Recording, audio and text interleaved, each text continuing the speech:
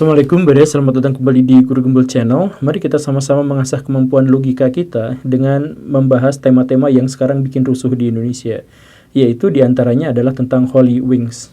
Ya, seperti yang kita ketahui, Holy Wings itu adalah semacam merek tempat hiburan malam yang didirikan oleh kokoh-kokoh Cina yang kurang terkenal tahun 2014, tetapi kemudian merangsek maju sampai sekarang memiliki banyak sekali outlet di mana-mana. Semakin besar, semakin banyak, dan tumbuh subur.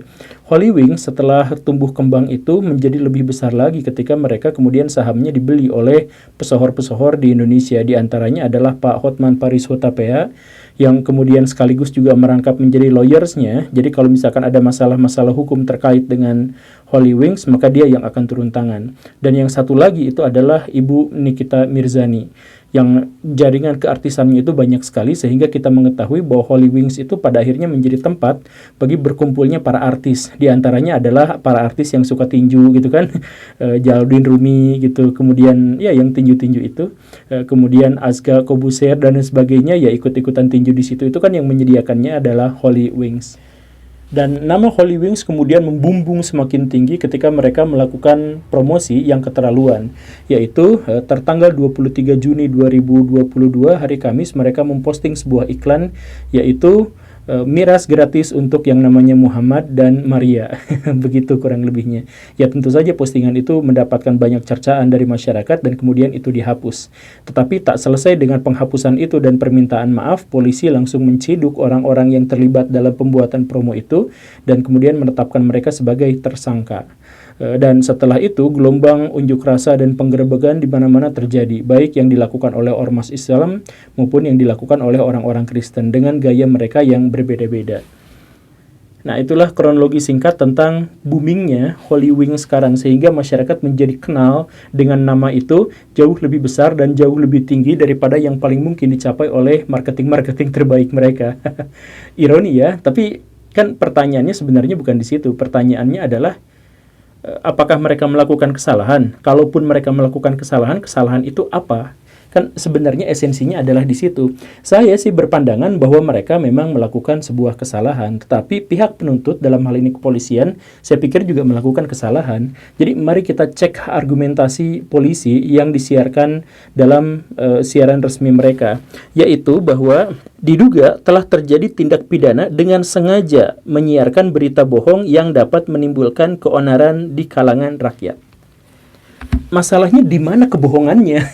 Kan mereka itu mempromosikan sesuatu bagi yang namanya Muhammad dan bagi yang namanya Maria, maka kalau mereka menenggak miras di sini, mereka akan mendapatkan kegratisan atau di-courting sekian-sekian dan sebagainya lah ya. Nah, kan pertanyaannya itu kebohongannya di mana? Polisi menyebutkan ada kebohongan. Ya, kebohongannya di mana? Kan di sini tidak ada. Kalaupun mereka disebut sebagai pembawa keonaran, iya, karena terbukti sekarang masyarakat menjadi onar.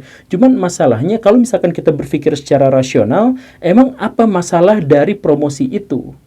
Kan kita sebagai orang beragama itu menganggap bahwa Nabi Muhammad itu suci dan Nabi Muhammad itu sakral. Begitupun orang-orang Kristen menganggap bahwa Bunda Maria itu suci atau sakral, atau orang Katolik lah dalam hal ini ya. Nah, cuman masalahnya yang suci dan sakral itu kan adalah pribadinya, bukan namanya. Pribadi Nabi Muhammad itu suci dan sakral, dan umat Islam pasti akan menghormatinya dan marah-marah kalau Nabi Muhammad dihina. Kita akan mewajarkan tindakan-tindakan yang diupayakan untuk membela nama Nabi Muhammad. Karena apa? Karena pribadinya suci atau sakral. Begitupun dengan Bunda Maria. Tapi nama Muhammad sendiri itu adalah nama yang tidak sakral, dalam artian ketika banyak di antara orang-orang Indonesia sekarang menggunakan nama itu, orang yang bersangkutan tidak menjadi serta-merta jadi ikut sakral gitu. Jadi kalau misalkan Baraya punya anak dinamai Muhammad misalkan ya, maka anak Baraya itu tidak jadi sakral, namanya itu disucikan untuk pribadi tertentu di zaman dulu. Justru sebaliknya, kalau Baraya percaya bahwa nama itu sakral dan kemudian membuat orang-orang yang memegang nama itu menjadi ikut sakral juga, maka Baraya akan terjebak pada kemusyrikan.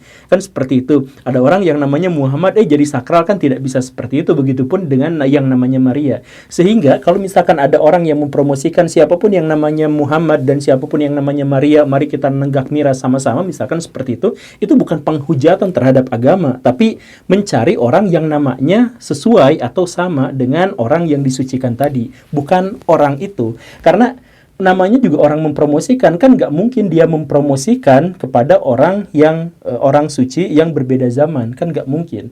Tetapi kalaupun misalkan kita mengambil argumentasi atau mengambil pandangan bahwa nama itu kemudian disucikan dan karena itu menyebut-nyebutnya dalam sesuatu yang berhubungan dengan maksiat berarti pelecehan misalkan, maka kita harus menuntut misalkan Muhammad Nazarudin ketika dia korupsi bukan hanya gara-gara korupsi tapi gara-gara dia menghina Islam, karena namanya Muhammad Nazarudin tapi malah korupsi, kan seperti itu. Dan itu menjadi sama seperti kalau ada orang yang namanya Wisnu kemudian dia melakukan tindakan kriminal, maka selain hukuman karena tindakan kriminal, dia juga harus dihukum gara-gara menghina orang-orang Hindu karena namanya Wisnu tapi melakukan kriminalitas.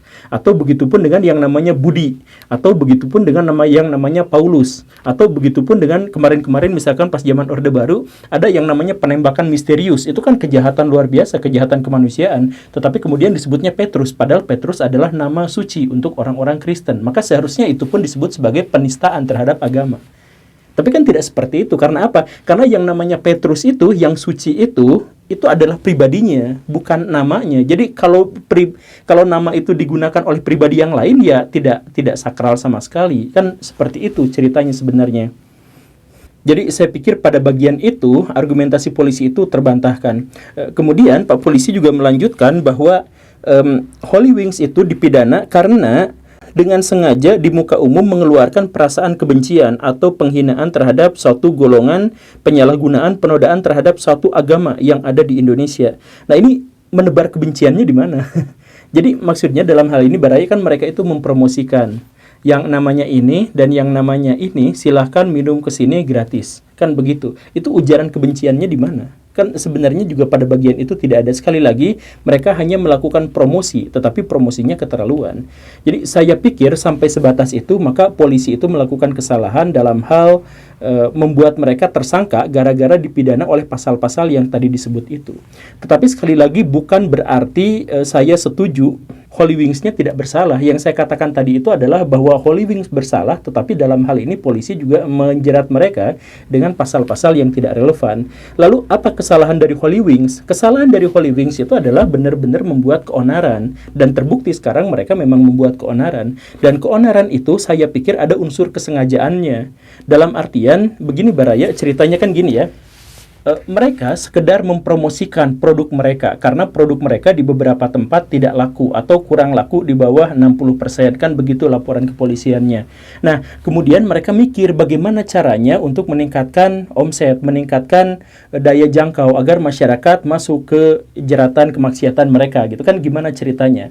Maka mereka kemudian mikir-mikir, lalu cara terbaiknya itu adalah sama seperti yang banyak dilakukan oleh pemasar-pemasar yang lain, mereka kemudian menggratiskan untuk golongan tertentu. Nah, golongan tertentu itu apa? Yang paling banyak. Nah, maka dipilihlah nama Muhammad. Kenapa dipilih nama Muhammad? Karena nama Muhammad adalah nama paling populer se-Indonesia. Bahkan nama paling banyak dipakai di seluruh dunia.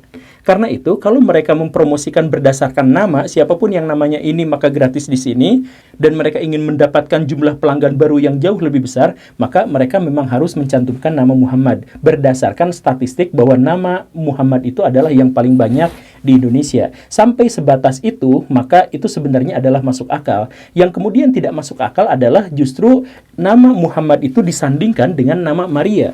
Kenapa seperti itu? Karena dengan logika pemasaran yang sama, kalau misalkan kita harus menjaring orang yang paling banyak dengan nama tertentu, maka keluarlah nama Muhammad, maka seharusnya untuk perempuan yang mewakili perempuan, nama paling banyak di Indonesia itu bukan Maria, tapi Nur, menurut versi IDN, atau Ayu menurut versi Coca-Cola. Karena Coca-Cola juga dulu pernah kan bikin promosi yang semacam ini, namanya ini gitu kan. Dan menurut survei mereka, perempuan itu di Indonesia yang paling banyak namanya adalah Ayu. Nah, berarti seharusnya kalau mereka benar-benar mempromosikan dengan cara berpikir seperti itu, cara pemasaran yang sehat, maka gratis miras ini untuk Muhammad dan untuk Nur, atau untuk Muhammad dan untuk Ayu gitu, mewakili gender laki-laki dan mewakili gender perempuan.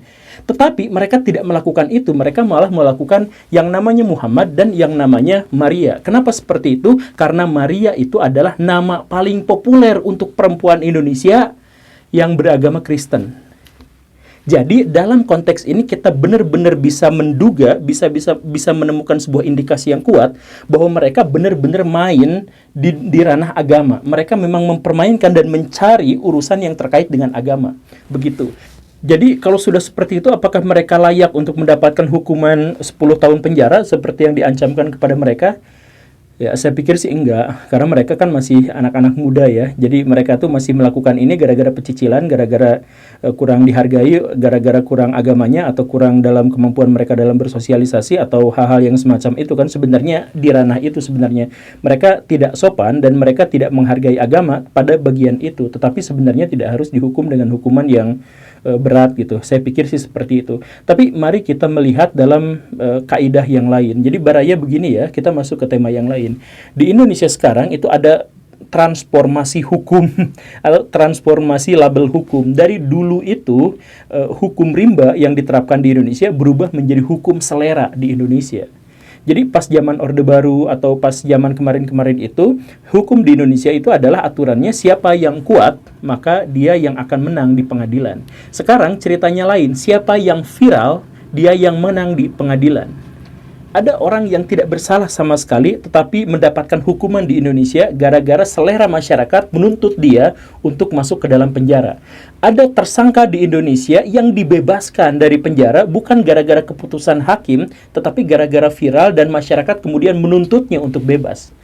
Begitu, dan inilah yang sebenarnya sangat dikhawatirkan oleh Plato, oleh Aristoteles, dan oleh Nabi Muhammad. Karena dikhawatirkan masyarakat-masyarakat yang awam yang sebenarnya tidak tahu apapun atau bisa mereka hanya melihat berdasarkan satu sudut pandang dari apa yang dipaparkan oleh media, kemudian mereka menjadi hakim atas sesuatu yang seharusnya diklarifikasi dan dikonfirmasi di arena pengadilan. Kan seharusnya seperti itu. Tapi ya bagaimanapun inilah yang terjadi.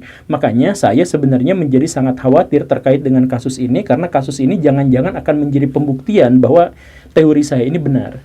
Ini adalah pendapat dan pernyataan saya pribadi, dan seperti yang saya sampaikan di awal, ini adalah salah satu wahana kita untuk sama-sama berpikir logis, sama-sama melatih kemampuan kita dalam berlogika.